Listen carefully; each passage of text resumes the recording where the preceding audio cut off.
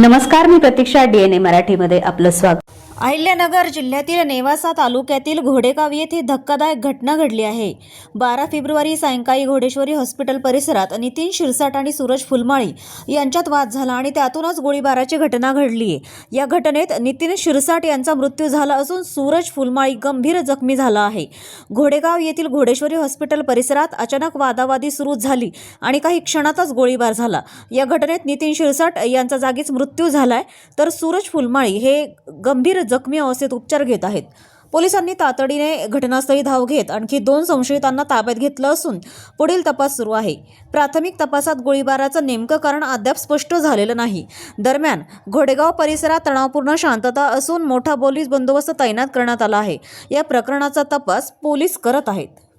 आज सायंकाळच्या वेळी घोडेगाव या ठिकाणी घोडेश्वरी हॉस्पिटल आहे, त्या ठिकाणी नितीन शिरसाट आणि सूरज फुलमाळी यांच्यामध्ये जे आहेत एक वादावादी झाली आणि त्याच्यातून फायरिंगची घटना घडलेली आहे. यामध्ये नितीन शिरसाट जे आहे तर त्याचा मृत्यू झालेला आहे आणि सूरज फुलमाळी जो आहे तर तो जखमी आहे. यामध्ये आणखी 2 संशय जे आहेत की जे त्यावेळी म्हणजे ज्यांच्याबद्दल सस्पेक्टेड आहे तर त्यांना ताब्यात घेण्यात आलेलं आहे आणि पुढील तपास करत आहोत.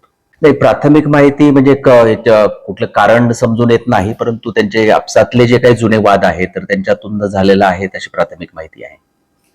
प्रतिनिधी मुंतजीर शेख, डीएनए मराठी, अहिल्यानगर.